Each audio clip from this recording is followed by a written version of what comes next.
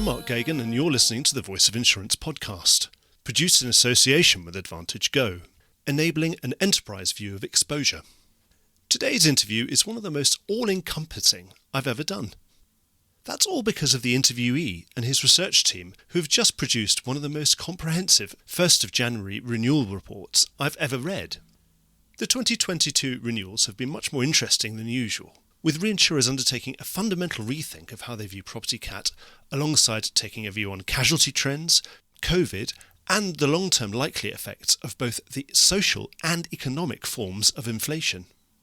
Meanwhile, cyber insurance has been undergoing a huge dislocation and a wholesale re-rating, and we have also had the effects of the class of 2020 and record industry capital levels to take into account.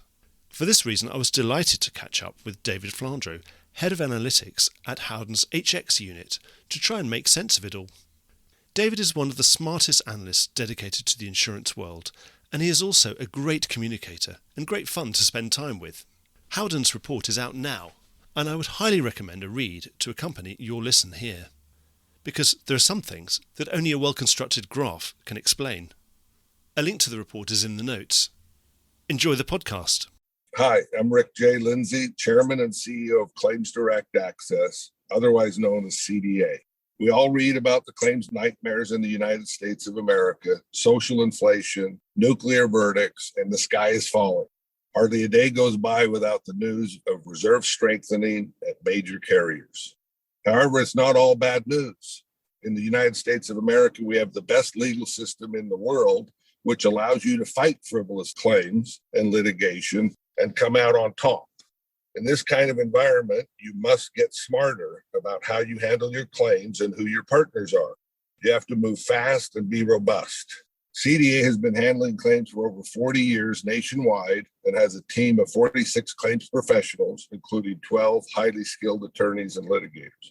We have handled cases for major Lloyd's syndicates since 1994, as well as U.S.-based major carriers, and have closed over 70,000 claims since 1994 nationwide.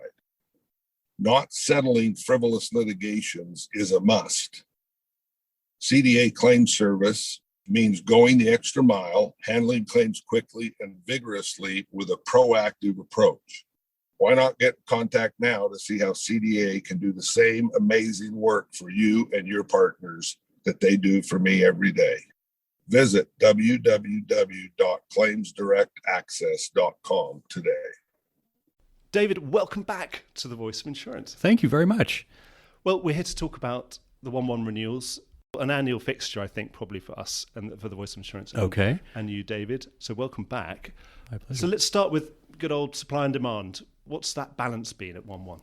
Supply and demand. Well, obviously, one would impute that the supply and demand imbalance has moved in favor of demand a little bit because rates are up, but I think that the story is quite a bit broader than that. One of the analogs that we've been using during this renewal is 2004 and 2005. If you look at 2004 and 2005, you had Charlie, Ivan, Jean, Katrina, Rita, Wilma, liability crisis, and rates went up by 25%.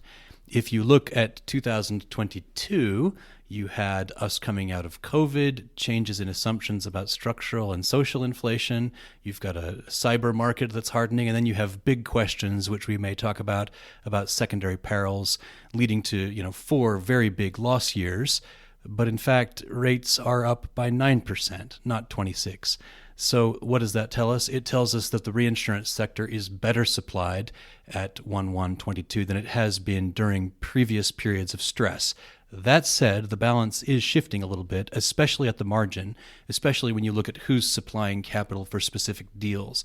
And that was part of what drove rates a lot higher. But we are and remain better supplied than we were during the financial crisis or during Katrina. Doesn't mean we can be complacent about it in any way, but it has been helpful to a relatively smooth renewal compared to previous crises. Because capital increase is now at record levels, isn't it? We think it is, yeah. So our capital number is well in excess of $400 billion.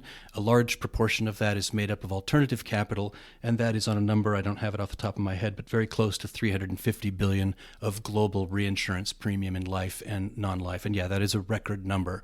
It's been increasing really every year since arguably 2012, 2013, and this year was no exception. By the way, everyone listening will have all the links to this excellent report that David's referring to in the notes of the podcast. But within all of that, where are the main mismatches? Where are the main battlegrounds? Clearly in the retrocession market, where we saw rates go up by 15% on average. And by the way, when I give these numbers, these are point estimates. They're risk adjusted within very large ranges, especially when you get into Europe. But the retro market was one area. Surprisingly, perhaps in the context of the last 20 years, European property cat was another area where supply was constrained at the margin. And that's different. I mean, in the European renewals, we typically see Europe quite a bit smoother and less volatile than U.S. renewals. That wasn't the case this year, so we saw some supply constraints there.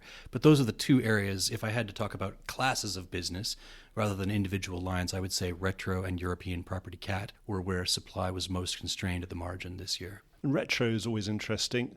I mean, I was looking at your report, and it looks like retro's almost got up to the sort of pricing we saw around 2004, 2005, or is it even above? That's right. Non-marine cat retro risk adjusted at January 1st, 2022 is approaching or threatening to approach where it was in 2009. And you can remember that in 2009 we had the complete breakdown of the cat bond market with Lehman Re, and that affected retro capacity quite significantly. But we're approaching that. It looks to me, just eyeballing this, like we're above where we were at 1108, and we're approaching 09. So yes, retro has come up quite a lot. Let's not forget, though, that it fell very low by the end of 2017, or by the end of 2016, Is that just the nature of the retro market? It's always going to be more volatile than everything else? It's a derivative of a derivative, so it's always going to be more volatile, definitely, yes. And what about European property cat? I'd say it's always been the sort of everyone's least favorite place for the reinsurers, because there's been so much supply. Everyone's happy to get that diversification, but they're obviously not happy with the price to diversify away from the peak perils. Mm-hmm. What broke this time? Was it just too many losses? Okay, so this is now getting us into a discussion perhaps of secondary perils, but also there is some reversion to the mean here. As you allude to, European property cat business isn't as volatile and hasn't gone up as much. It's had a softer ride, hasn't it? It's had a softer ride for sure, but this year at Baden-Baden, and I think I can remember this correctly, we had Dr. Pickle come out with a very big statement from Hannover Re. Early in December, we had Laurent Rousseau make a very strong statement from SCOR. This was more than the usual Sturm and Drang of renewals, right? This was them saying, no, we're going to hold the line this year. We're going to be very disciplined. And indeed, by December 31st, we all saw that they did just that. They came in and there was more backbone on European placements than I've seen really in 15 or 20 years. That was very, very clear this time. And so that was different. We typically see negotiations and then kind of narrowing into the ultimate renewal price by December 31st. Everybody compromises. And there was compromise this year too. But the reinsurance placements in Europe, definitely they held the line more this year than they have in a very long time. I was just remembering back to episode 97, it was Stefan Golling, Chief Underwriting Officer of Munich Re, also said, if we don't get our margins this time out, why should we be here? Exactly. So there you go. You're saying that perhaps some of those more traditional supporters of that European reinsurers in their home turf, which obviously, usually very difficult to shift and sort of very loyal, very strong relationships, some of those relationships been fractured in a certain sense, and has that created opportunity for others? I think that there was just an acknowledgement, as you say, that over the long term, if you take a 20-year view, in a year like this of all years, when in fact you had some loss-affected risk-adjusted covers in Europe up above 40%, and that was because the losses were so big for those reinsurers with Storm Bernd and other perils. Now, this is actually broader than just Europe, though, and I think that the European reinsurers, who are, after all, global reinsurers, really realized this. What's happening right now is that there is a general reassessment of these things that we used to call secondary perils. And it includes European windstorm, it includes European flood. I think Storm Bernd was a pretty good example of it. But in the States, you've also got the tornadoes, the derechos, the winter freezes, and crucially, the wildfires. Remember, we used to talk about peak perils, Japanese quake, North Atlantic Basin wind, terror events. Those are the peak perils. And these other things are secondary perils. Well, we've now lost tens of billions of dollars over the last 4 years on what we used to call secondary perils.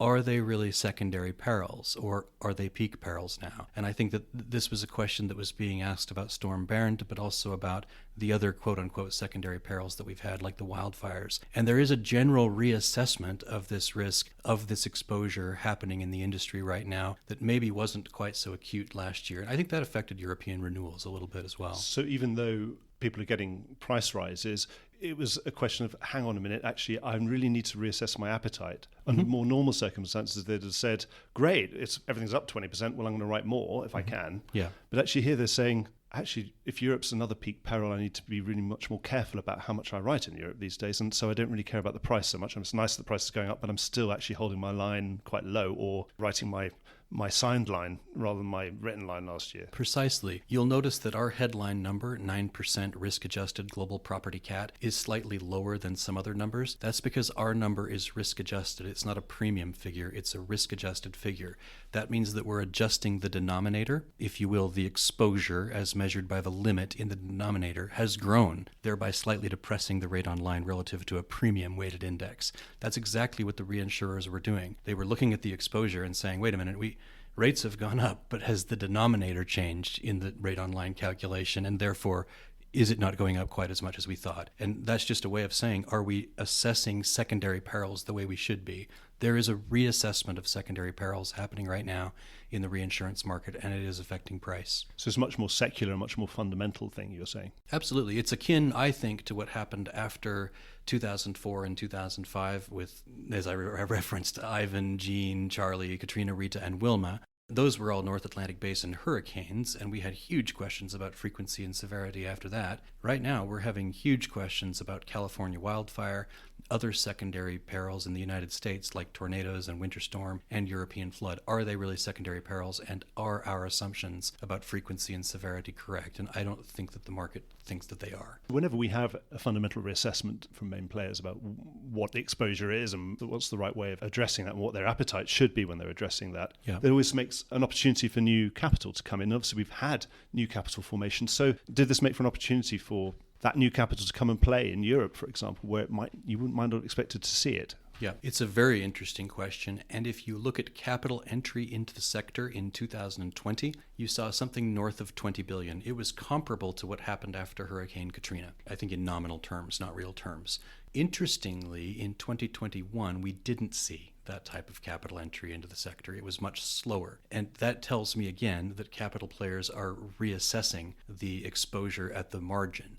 Now, the other thing about this is that in the retro market, particularly last year and in previous years, the retro market has come to the table, but come to the table very late with capacity that's been needed at the end of the renewal. That didn't happen this year. Right, and so a lot of that retro capacity comes from third-party investors. We didn't get quite the same replenishment at the end of the year that we have depended on in previous years, and that drove retro rates higher. So no, I don't think yet that the appetite of third-party capital providers is as strong as it could be given the rate changes that we've seen. I think it needs to go up a little bit more for these capital providers to come in with both feet. The price changes haven't really quite attracted the attention of new capital investors. Certainly not at the global property catastrophe reinsurance level. If you look at our index, we had the biggest change in our index since 2009, but we've only come back up to where we were in 2014. I'm talking about global property catastrophe risk-adjusted reinsurance here, right? Not retro or U.S. property cat or anything like that, but the global number, it's up, but it's still only up to where it kind of was in a softening market 7 years ago. I think that for people to get really interested, it needs to go up a little bit higher. And it has done, to be fair, in certain regions, like in the United States, mid-year, and certainly the last few years, it's gone up quite a bit more than it has at 1/1. And that's, of course, worth consideration. But at a global level, no, I don't think it's come up to that level quite yet.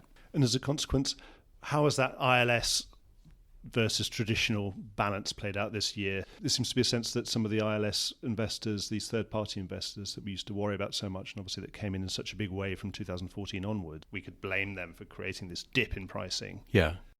That they've been sitting on their hands a bit this time. They have. Now, it depends on which part of the ILS market you're talking about. If you're talking about the cat bond market, I think the cat bond market has renewed quite predictably, and the capacity there has been It's been there. In other parts of the ILS market, collateralized retro fund. That's right. That has been more constrained, particularly at the end of the year, going into the retro renewal. The appetite hasn't been as great, and we haven't seen the replenishment that we have in previous years. Is it price related? If we got that extra bounce, do you think it might come back in? Or I think so. I think that there was a fair amount of ILS capital that came in at 1/1/21, or to put it more broadly, over the year 2020. And having come into the market, seeing rates changing, they were promptly confronted by these big secondary perils where they were put at risk. And I think that created a little bit of hesitancy this year, no doubt about it. And because of that, I think that rates probably on a worldwide basis, I'm not talking deal by deal here, but on a worldwide basis, there is some room still to move to attract that capital. Not there yet. Mm-hmm.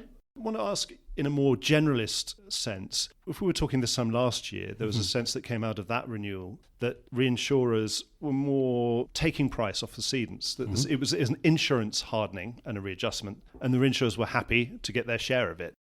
Going into this renewal, as we alluded to in that fourth quarter pre-renewal skirmishing period, strong words from reinsurers and a more aggressive stance from them. Was that palpable, actually? Did you feel that they did make more of an effort to make their own market rather than simply take what cedents were giving them? It depended on the line of business. So yes, what you're saying is true, I think, in property cat and certainly cat retro. There's no doubt about it. But when you move over to proportional casualty, it's quite a different story. And I think to some extent in cyber and possibly in other areas like trade credit, there was still a tendency to take on proportional risk because the underlying rate was good. And I'm talking about proportional casualty, not excessive loss, by the way.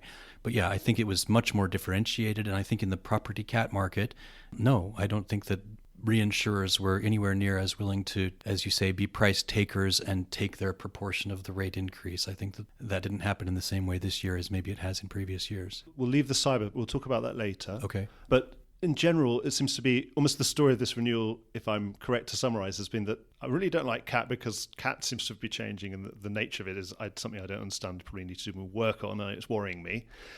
But it seems that reinsurers have made a decision about some of the proportional casualty to say, hey, this is a market I understand, and I can see it seems to have been fixed. And we've had increases in commissions, in ceding commissions for cedents deemed to have got their house in order, terms and conditions, pricing in casualty classes seem to be getting the rewards. And so have reinsurers basically accepted the argument that they've definitely price takers in this environment and that they can see that profit's baked in and they just agree with the cedents and say, can I have more? I think that's true on proportional casualty reinsurance, at least in certain areas. And if you look at our number for casualty reinsurance for 2022, it's the only number, besides primary, where the rate on line increase is less than it was last year. So it was 5 this year and 6 last year. I mean, that's probably within the standard error, but it's not an increase on last year, right? And that is, in fact, yes, because that is adjusted for ceding commissions, and it's on a risk-adjusted basis, and it's heavily affected by proportional business. So you have reinsurers who are perhaps less comfortable with property cat than they were last year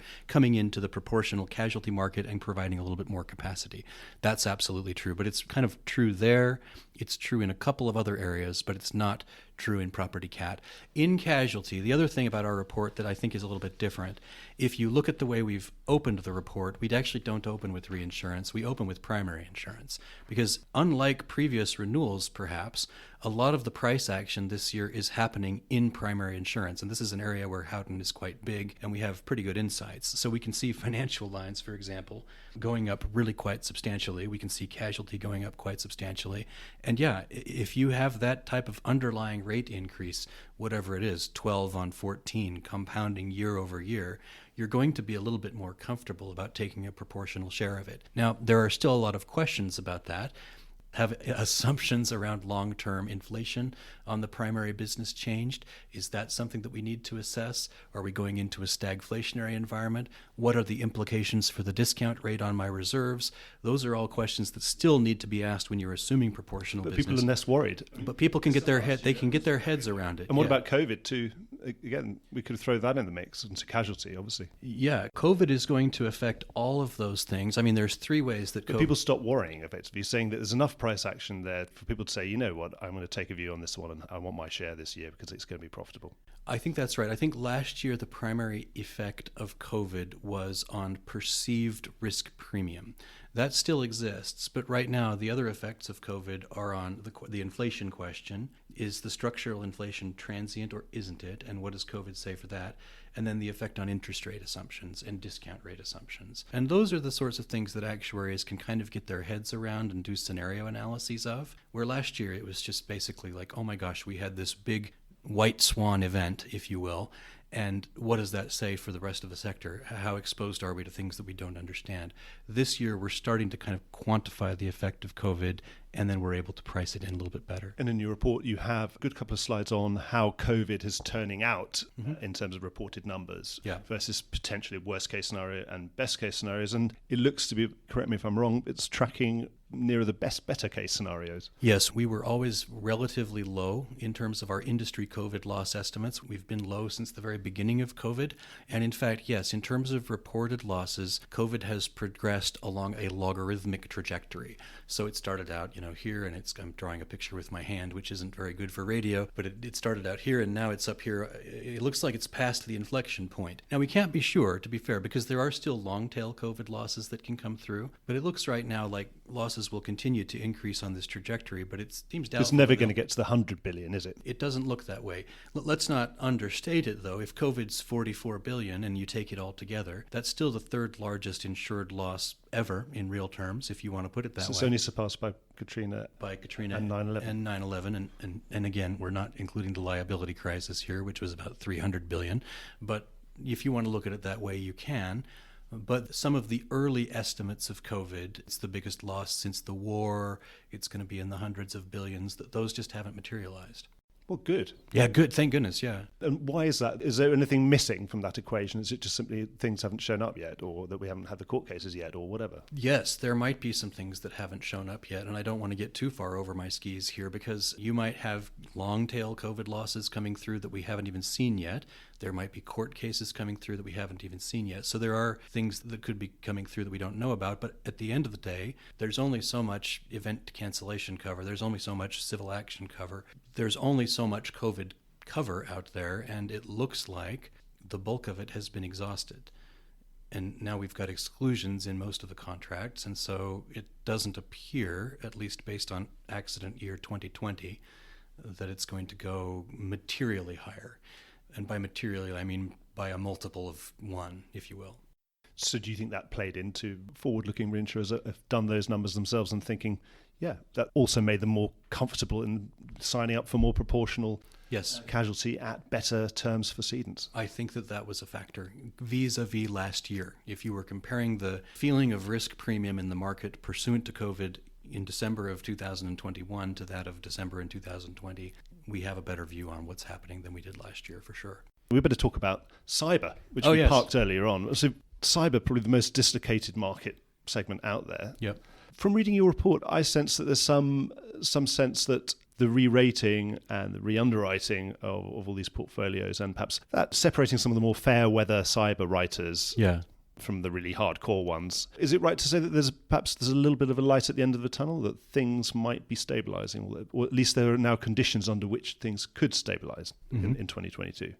That's a really interesting question because, in fact, it occurs to me that if you look at cyber rate changes, they look like the Omicron variant. It looks like Omicron cases. It's parabolic. In fact, if you go back to 2014 when our cyber index begins, we're now, and these are round numbers, we're now 300% above where we were in 2014 for cyber primary cover on a risk-adjusted basis. 100 percentage points of that has come since September of 2020. That's how quickly the cyber market has changed. So are we going to see a moderation? I don't know. It's a parabolic curve and it's just spiked straight up. inevitably parabolic curves top out. And that, yes, I anticipate that will happen at some point. I just don't know exactly when, but it looks like we're getting to the top of the parabola. And I guess, yeah, we might see what we've seen in other primary lines, like financial lines or casualty lines or commercial lines generally, where last year we were, say, up 14 and this year we're up 12. That might be what happens in cyber, but clearly there is lots of momentum still in the cyber market. And I would be remiss if I called the end too soon. I don't want to do that. Also, reading your report, it correlates almost directly with ransomware suddenly exploding out of nowhere. Yes. 400% increase in ransomware or something or 390% was the number I think jumped out at me from your report. That's correct. Well, in fact, with the more standard data breach is actually pretty stable, actually reducing over time. Would you say it's all conditional on the industry getting a handle on ransomware? Yes. And obviously the clients themselves getting a handle on ransomware and stop being hacked. Yeah. So this is going to be a Hartford steam boiler stroke factory mutual style underwriting process whereby we come in and tell you how to fix your sprinklers or how to set your steam boiler correctly, and that lowers your risk of loss. And that's what's happening. And that's what the best underwriters are doing. They're working with risk managers to mitigate ransomware, because you're exactly right. Much of the increase in the last 18 months has been ransomware driven, and we won't be able to reach the top of the parabola until we get a handle on it. Now, we are getting a handle on it, and I think that will take place, but it's been a learning experience for a lot of risk managers, no doubt about that. That should really please Adrian Cox, who on this show late last year said just that. He sort of said Beazley would like to become the factory mutual style underwriter of cyber. So hopefully that will work. Fair enough. The main thing is we need to be clever on all these hackers who now know that there's also insurance backing this stuff, not just big corporations. That's right. Balance sheets, there's other balance sheets too. So yeah. Anyway, good luck with that. Well, but there is possibility. You say at least mathematically and theoretically, there is the rate has now come up to meet the increase in severity and frequency that we've seen. Like I say, we're up 100% since September of 2020. We're up 300% since 2014. Whether we've reached the very top, I don't know, but it looks like it still has some room to run. The curve that I'm looking at still looks pretty vertical. So when we talk at 1-1, we talk in these huge macro terms. Yeah. And there's usually something specific somewhere that is always of interest. Obviously something that's line specific or territory specific. So are there any of those knocking around that obviously you can't put in a report, you can't do a whole section about, but is there anything particularly interesting been going on in a small corner of the reinsurance and insurance world? We tried in our report to include everything, even the things that we saw in the small corners. We titled the report "Times Are A-Changin'." That's a reference to Bob Dylan, as some people may know. Absolutely. But the times change is kind of a corporate buzzword that everybody uses. But my goodness, this year things really are changing, and we try to talk about those big drivers of change. So for me, the biggest driver of change right now is this reassessment of secondary perils. That seems to be driving just about everything, certainly in the property market. The other one is inflation. And the other one is climate change, and the other one is cyber. So I guess we have 3 C's in there: COVID, climate change, and cyber. Those for us are the big drivers right now. Trade credit was quite interesting. I think that trade credit has done quite a bit better in reinsurance than people may have expected going into 2021, certainly 2020. Some of that was due to government support, and I think trade credit reinsurers have done quite well out of that. That's another area where they've been willing to take on more proportional business, or follow business, if you will, because the general macro trends that are happening in trade credit are quite interesting. How is this renewal stacking up and boding for the rest of 2022? What sort of direction is it sending us in?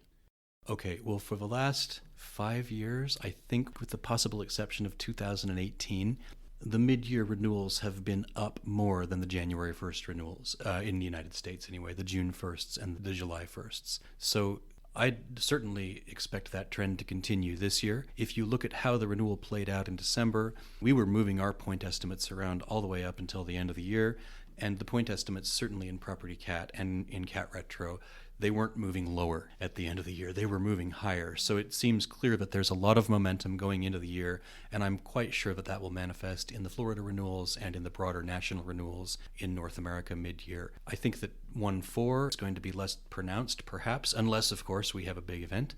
But in terms of mid-year, it seems like there's plenty of momentum in property cat.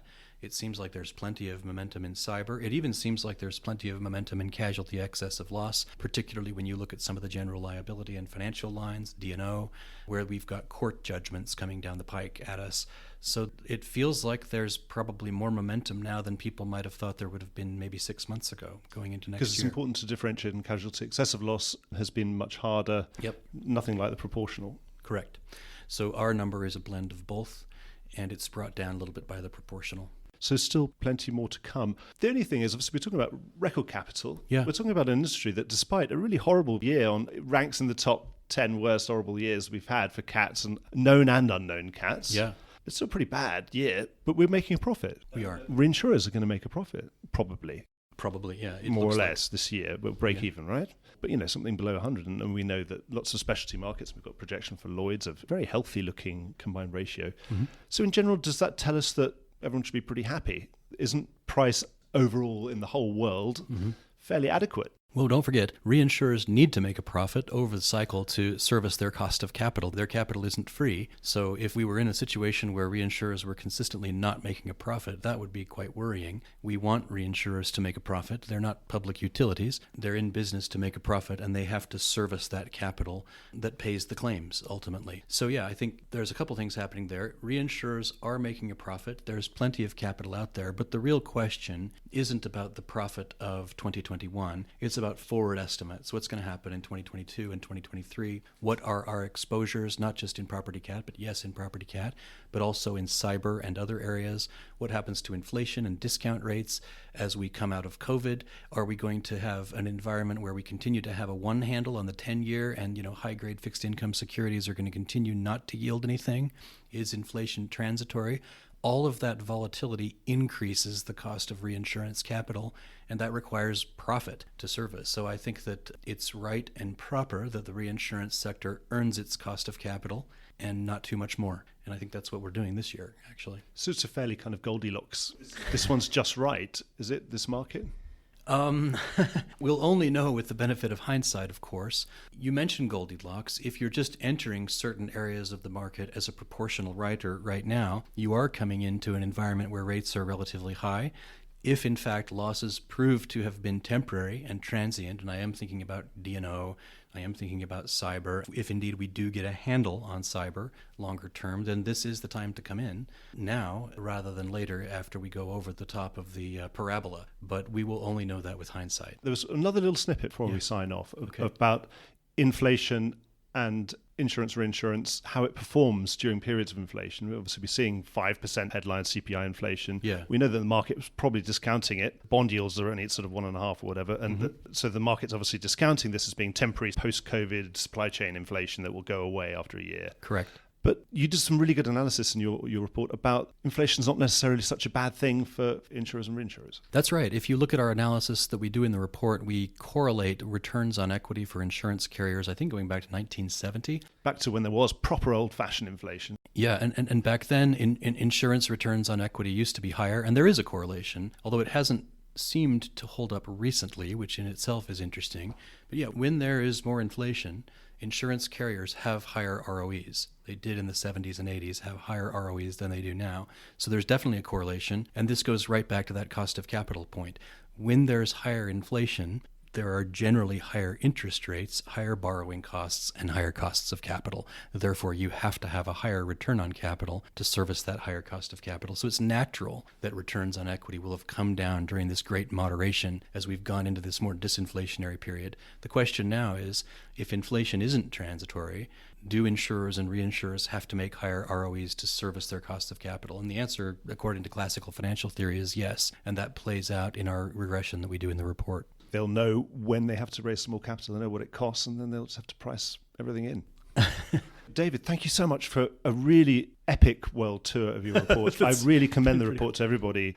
I'm going to make sure I read it at least a couple more times because there's one thing skimming through it. There's a lot in there. There's a huge amount in there. I know you called it Times Are Changing, but you could call it everything you absolutely need to know about the insurance and reinsurance market in 2021-22. But David, it's absolutely exceptional. And thanks so much for coming back onto The Voice of Insurance, and make sure you come back soon. Always a delight, Mark. Thank you. Well, I hope you enjoyed today's episode. If you did, Don't forget to subscribe or leave a like or a review or recommendation on whatever podcast platform you used to access this program. These really help get the word out. Before we go, just a quick reminder that advertising slots are available here and in other places in the Voice of Insurance podcasts. Podcasting is the fastest growing medium and attracts a high quality audience of key decision makers. It's also an intimate medium where you, the listener, are right in the room with me and the interview subjects. Needless to say, that means it's a great way of getting your message out directly to an audience because you know you've got their full attention. It's also very cost effective. So get in touch with Mark at thevoiceofinsurance.com to find out how you could be speaking directly to the industry. The Voice of Insurance is produced in association with Advantage Go, enabling an enterprise view of exposure. Voice of Insurance is produced by me, Mark Gagan. Music was written by Anna Gagan and produced by Carlos Gagan. Check out more podcasts and written comment pieces at www.thevoiceofinsurance.com.